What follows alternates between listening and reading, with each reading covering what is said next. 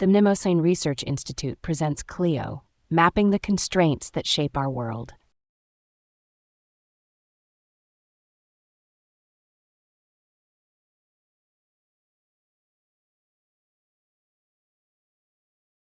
This is the South Asian Triangle: India, Pakistan, and China. 3 nuclear-armed states touch the Himalayan map.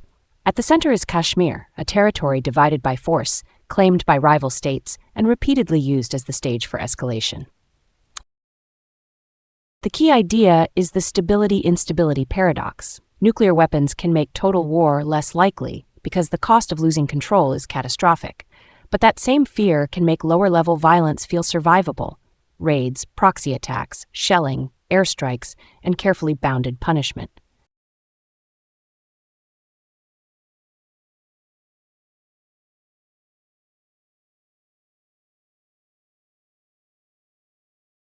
In 1947, British India was partitioned into India and Pakistan. Princely states were asked to join one or the other. Jammu and Kashmir was different, a Muslim-majority kingdom ruled by Maharaja Hari Singh, bordered by both new states and strategically placed in the mountains.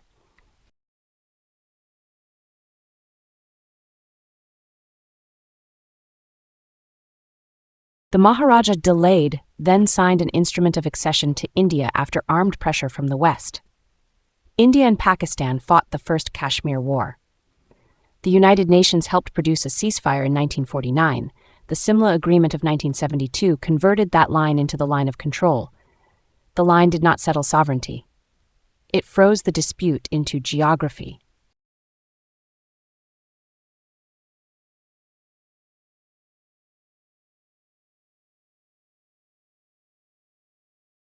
That is why Kashmir is not one simple border question.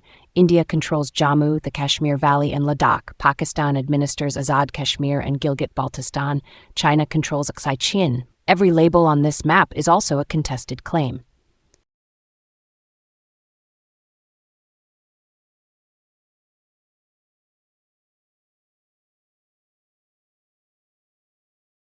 For decades, India and Pakistan fought primarily through conventional war and crisis mobilization. The wars of 1947-48, 1965, and 1971 created a pattern. The dispute could ignite quickly, but neither side could turn battlefield outcomes into a lasting political settlement over Kashmir. After the trauma of 1971 and the loss of East Pakistan, Pakistan pursued nuclear weapons as an equalizer against India's larger conventional force. Kahuta became a symbol of that program. The goal was not simply to possess a bomb, it was to make a future war with India politically and militarily unthinkable.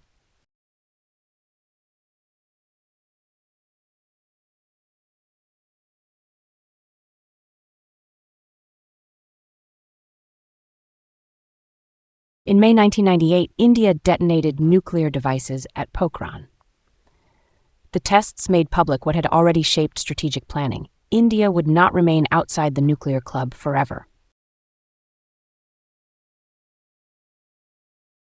17 days later, Pakistan tested at Chagai. From that point forward, every India-Pakistan crisis carried a new ceiling. The question was no longer only who could win a conventional battle. It was whether either side could use force without climbing toward nuclear thresholds.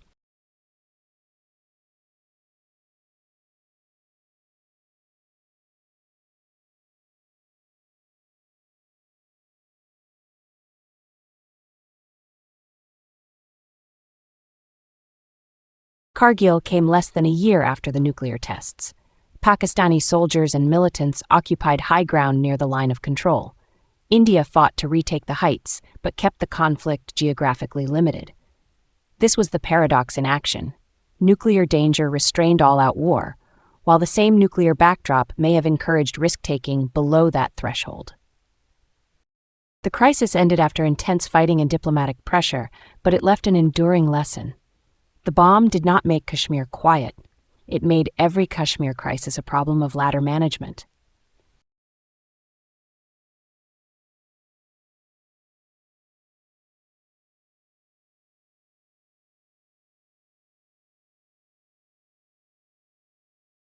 Pakistan-based militant groups became central to the crisis cycle. India has repeatedly accused Lashkar-e-Taiba and Jaish-e-Mohammed of carrying out attacks while benefiting from Pakistani sanctuary or support. Pakistan has often denied state responsibility, and the denials themselves become part of crisis diplomacy.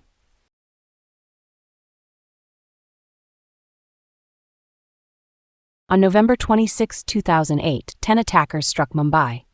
The siege lasted for days, killed 166 people, and put India under intense pressure to retaliate. New Delhi did not launch a major cross-border military response. The nuclear shadow was not the only reason for restraint, but it shaped the menu of choices. The Mumbai crisis also showed the role of outside diplomacy. Washington and Beijing pushed for de-escalation. In nuclear South Asia, third parties often become emergency brakes when domestic outrage is pushing leaders toward action.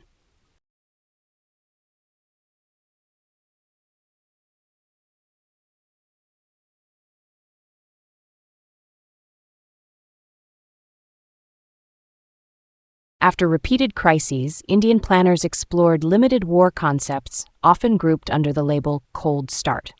The premise was to move fast, strike shallow, and punish Pakistan without threatening the survival of the Pakistani state. The hard question was whether Pakistan would accept that distinction in a real war.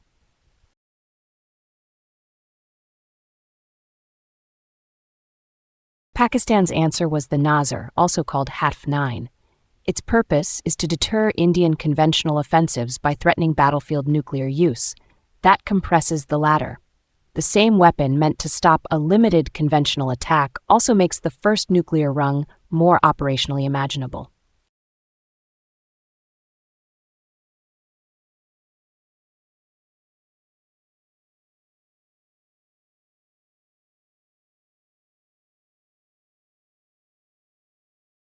On February 14, 2019, a suicide bombing killed at least 40 Indian paramilitary personnel near Pulwama.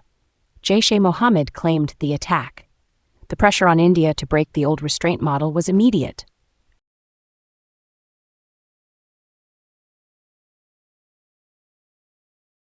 India struck near Balakot, across the international border, and outside the usual Kashmir box. Pakistan answered with air operations the next day. An Indian pilot was shot down and then returned. The crisis de-escalated, but the precedent changed. India had signaled that it might strike Pakistan proper after a major terror attack.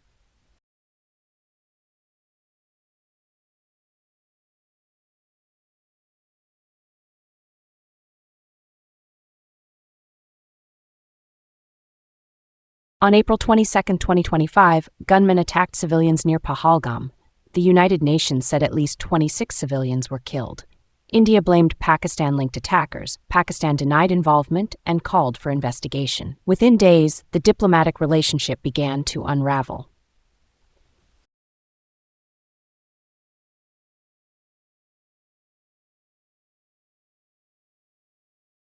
India launched Operation Sindoor in May 2025. Indian government accounts describe the strikes as focused on terror infrastructure and designed to avoid uncontrolled escalation. Pakistan rejected India's framing and responded militarily. This is why the map matters. The strikes were not only across the line of control, they reached into Pakistan's heartland. Stimson's early assessment calls it the most significant India-Pakistan crisis in decades. The fighting crossed previous thresholds in geographic reach, weapons used, and political signaling. It also produced heavy misinformation, which made real-time crisis assessment harder. That is an escalation risk of its own. Leaders must decide under pressure while the public information space is polluted.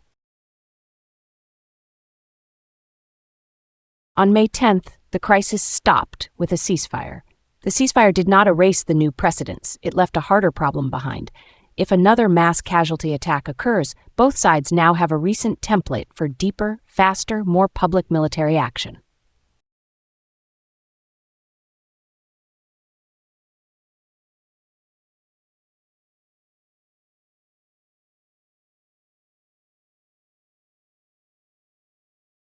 The eastern part of the Kashmir map points to China. Aksai Chin is administered by China and claimed by India as part of Ladakh. It matters because it connects the old Kashmir problem to the wider India-China border dispute.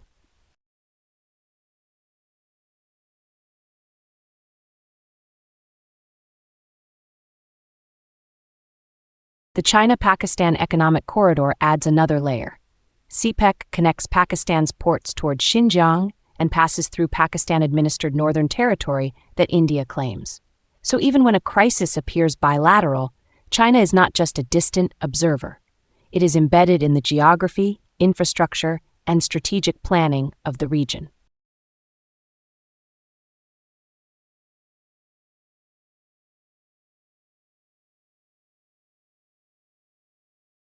The crisis machine now has a recognizable sequence. A militant attack produces public outrage in India. Indian leaders look for punishment that is visible but bounded.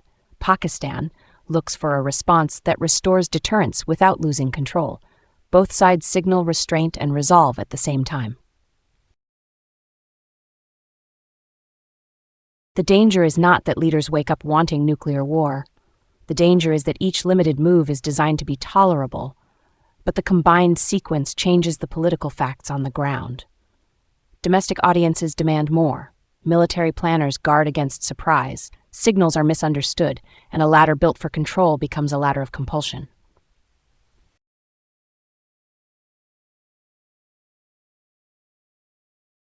That is the South Asian nuclear problem in one frame. Nuclear weapons reduce the incentive for conquest. They also create space for lower-level conflict as long as each side believes escalation can be managed. Kashmir is where that belief keeps getting tested.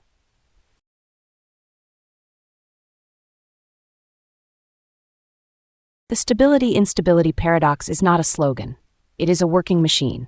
Borders, militants, doctrines, domestic politics, outside mediators, and nuclear thresholds all moving at once. The hard question is not whether the next crisis can be stopped.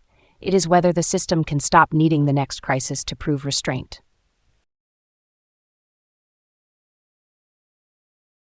Thank you for joining us for this briefing from the Mnemosyne Research Institute. This has been CLEO, mapping the constraints that shape our world.